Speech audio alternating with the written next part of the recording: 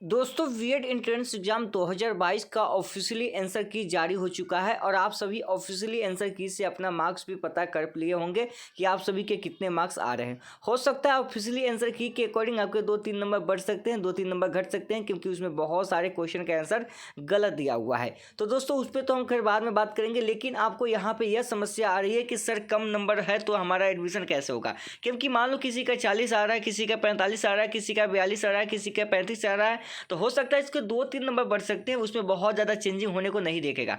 ठीक है, तो इसलिए यह आवश्यक हो जाता है आप लोग के लिए कि आप अपना टाइम जो है यहाँ पे वेस्ट ना करें। आपको क्या करना चाहिए ताकि आपका एडमिशन हो सकता है, तो उस प्रोसेस को हम लोग यहाँ पे बात करने वाले हैं।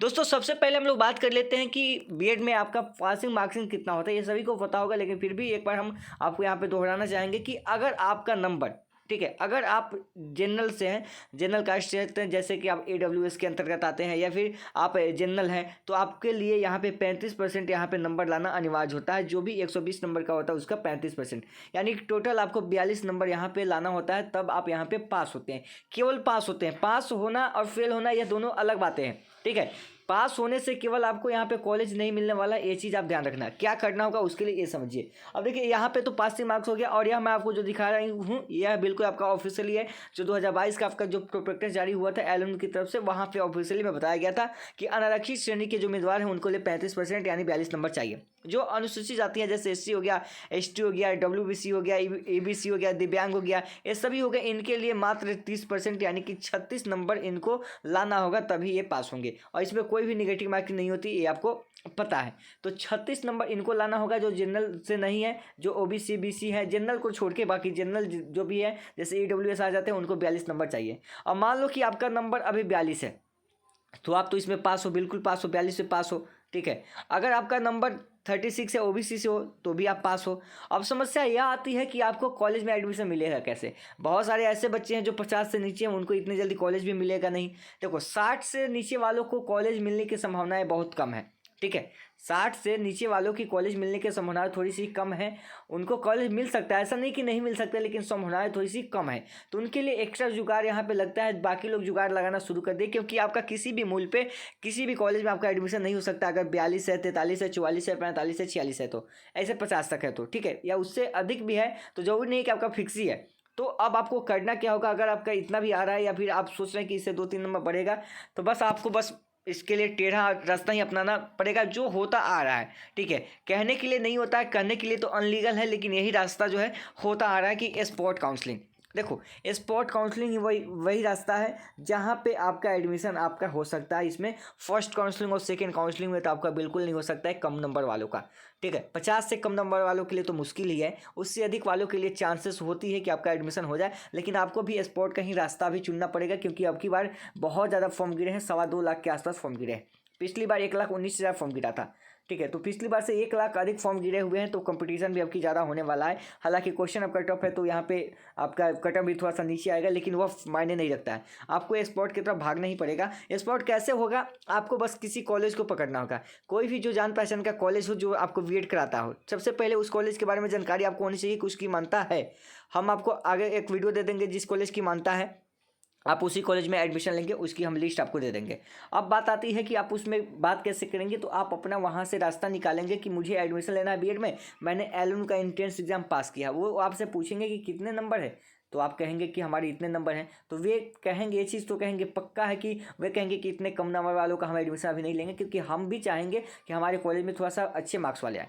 लेकिन बहुत ऐसे प्राइवेट कॉलेज है जहाँ पे क्या होता है ना कि उनको सीटें फुल करनी होती है। बहुत सारे प्राइवेट कॉलेज है जहाँ की सीटें खाली रह जाती है। ठीक है, तो उस स्थिति में क्या होगा, उस कॉलेज में आप अभी अगर जाते हैं, अभी जाते हैं या कुछ दिन बाद जाते हैं, मतलब रिजल्ट आने से पहले बहुत बच्चे चले जाएंगे। एक चीज़ ध्यान रखना, आप जाओ या ना ही जाओ, ये तो प्रोसेस है, इसको तो हर बच्चा करता ही है। ठीक है, हर बच्चा नहीं कह सकते, कुछ बच्चे करते हैं जिसको एडमिशन लेना होता है, वो अपना जुगाड़ में रहता है। इसका प्रभाव क्या पड़ता है, मेरिट वालों पे पड़ता है। जो 50 नंबर है, 55 नंबर है, 60 नंबर है, उसको इनका परिणाम भुगतना पड़ता है। हम इसमें बताए या नहीं बताए, हम आपको एक रास्ता बता रहे हैं कि कैसे काम होता है, ये चीज़ बता रहे हैं, और इसमें कहीं से कोई सुनवाई आपका नहीं होगा। एक चीज़ ध्यान रखिएगा, इसमें आपका पैसा ले लिया जाता है, जो भी है 5,000 10,000 जो भी है आपसे ले लिया जाता है, ये चीज़ें हैं, स्पॉट के थ्रू होता है। बस आपको कह दिया जाता है कि जाइए, आपका 45 नंबर है तो आपको हम कॉलेज फिक्स कर दिए, ठीक है। आपका एडमिशन हमारे ही कॉलेज में होगा, हम आपके लिए एक सीट बुक कर देते हैं। आप अपना पूरा डॉक्यूमेंट मुझे दे दीजिए, फोटो स्टेट वगैरह, और आप मुझे कुछ पैसे दे दीजिए, आपका एडमिशन हम फिक्स कर देते हैं। और फिक्स कैसे होता है, अब इसमें क्या होता है, अब इसमें देखिए, अब इसमें होता है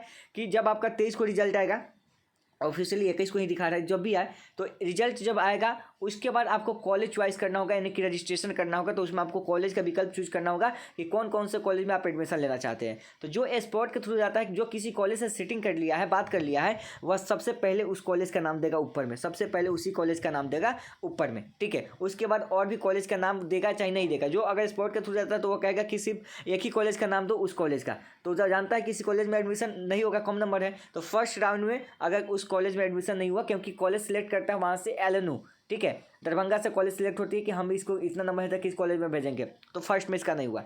सेकंड में भी इसका मान लो कम नंबर है, उस कॉलेज में नहीं हुआ, ठीक है, क्योंकि उसका कॉलेज का कटअप गया 55 गया 60 गया, नहीं हुआ। अब आती है स्पॉट राउंड। अब स्पॉट राउंड में क्या होता है कि एलएनयू क्या करते हैं, जो दरभंगा वाले हैं वह डायरेक्ट मतलब दे देते हैं किसको, स्पॉट के थ्रू दे देते हैं सभी कॉलेज को। भाई पैसा कमाने का खेला है स्पॉट, ठीक है, वे चाहेंगे तो तीसरा काउंसलिंग भी ले सकते हैं, लेकिन ऐसा नहीं होता है स्पॉट, यानी कि सीधे डायरेक्ट अधिकार देते हैं कॉलेज को कि आप जाओ और आपको जितना मन करे, जितना भी जो क्वालिफाई स्टूडेंट है, चाहे जिसका मार्क 36 ही क्यों ना हो, चाहे उसका 42 क्यों ना हो, सिर्फ पास होना चाहिए, जो 2022 का CET BED है, ठीक है। और अगर पास है तो आप अपना कॉलेज में एडमिशन ले सकते हो, अगर आपके कॉलेज में सीटें खाली है तो। अगर आपके कॉलेज में सीटें खाली है तो आप वहाँ पे एडमिशन ले सकते हैं। अब इसी में क्या होता है कि आपसे पैसा जो पहले लिया गया था कॉलेज को द्वारा, अब आपका एडमिशन वहाँ पे फिक्स हो जाता है, बाकी का हो या ना हो उससे मतलब नहीं है। 60 वाले दौड़ते आएंगे कि दौड़ते दौड़ते कॉलेज पहुँचेंगे कि सर आपके कॉलेज में स्पॉट के लिए सीट फुल है, सीट बाकी है, तो ये कहेंगे कि नहीं हमारे कॉलेज में सीटें फुल हो चुकी है। क्यों? क्योंकि उसने पहले ही कॉलेज में अपना स्पॉट के लिए एडमिशन कर लिया है। अगर मान लो कि एलएनयू के वेबसाइट पे 5 या 10 शो कर दिया, शो कर देगा, देखो ऐसा नहीं है कि शो नहीं करेगा, शो कर देगा कॉलेज की हमारे पास 10 से 15 सीटें ऑनलाइन शो कर देगा। जब तक आप दौड़ते हुए कॉलेज जाओगे तब तक कहेगा कि हमारी सीटें फुल हो गई, क्योंकि वो पहले ही 10, 15, 20 एडमिशन ले लिया होता है, ठीक है, एक नहीं है, पहले ही 10, 20, 15 एडमिशन ले लिया होता है, और उसी का एडमिशन होता है। तो आपका 60 नंबर भी है, 65 नंबर भी है, 70 नंबर भी है, अगर सेकेंड में एडमिशन नहीं हुआ, थर्ड में जाते हो, आप तक शॉर्ट में जाते हो, तब तक आपका एडमिशन नहीं होता है। और वहाँ पे 45 नंबर वाले जो पहले ही सीट बुक कर लिए थे अपना, तो उनका एडमिशन हो जाता है। यही प्रोसेस है, यही खेल है, यही खेल चलता है। तो इसका खमियाजा सबको भुगतना होगा। अब आप बोलोगे कि सर आप ये क्या बता रहे हैं, अच्छी चीज़ें सिखानी चाहिए। देखो हम अच्छी चीज़ें आपको बता रहे हैं, ठीक है, लेकिन कोई इसको फॉलो नहीं करता, कितना भी कुछ कर लो, यही प्रोसेस आपका चलता आ रहा है और चलेगा भी, इसमें कोई रोकेगा नहीं। मैंने आपको पहले ही आगाह कर दिया, अब आपको देखना है कि करना क्या है, ठीक है।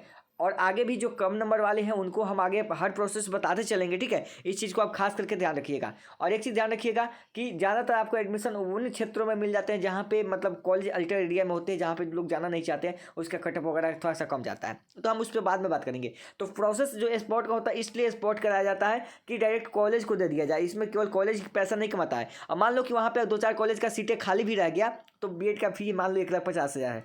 जब आप वहाँ पे स्पॉट पे जाओगे तो उसके पास कहेगा कि हमारे पास एक ही 2 सीट है, आप हमारे पास बहुत कैंडिडेट है, आप 10 से ज़्यादा दे दो। कोई कहेगा कि आप 1,60,000 दे दो, 1,70,000 दिवा दो, ठीक है, हम एडमिशन करा देंगे। फर्स्ट में आपको 75,000 देना होता है, तो कहेगा कि 85,000 दे दो, ठीक है, 10 एक्स्ट्रा हम आपका एडमिशन करा देंगे स्पॉट के थ्रू। ऐसे पैसों की खेल चलती रहती है, इसलिए स्पॉट होता है। 10,000, 15,000, 20,000 से पैसा एक्स्ट्रा लेता है, लेकिन जो पहले बुक करता है उसको एक्स्ट्रा पैसा नहीं लगता। ये चीज़ यहाँ पर खास है, ठीक है। तो यही अपडेट थी। तो कम नंबर वालों का भी एडमिशन हो सकता है, उसका बस एक यही तरीका है कि डायरेक्ट स्पॉट काउंसलिंग, और स्पॉट काउंसलिंग का वेट अगर उस समय तक करेंगे कि जब स्पॉट का राउंड आएगा, तो उस समय नहीं मिलेगा कॉलेज मेरे दोस्त, ठीक है। इस करके खास करके इस बात का ध्यान रखिएगा। यही प्रोसेस होता चला आ रहा है और यही प्रोसेस होगा भी, ठीक है, आप देख लीजिएगा। और लास्ट में जब ये प्रोसेस हो जाएगा तो आप कह दीजिएगा कि सर आपने सही बताया था, और वीडियो को आप शेयर कीजिए, ठीक है। बाकी लोग निराश ना हो, जो अधिक नंबर वाले हैं, आपको कैसे कॉलेज सेलेक्ट करना है वो चीज़ें हम आपको बताएंगे, ठीक है। तो हर एक वीडियो हमारी देखते रहिएगा, इंपॉर्टेंट है आपके लिए। तो मिलते हैं नेक्स्ट वीडियो में। जय हिंद।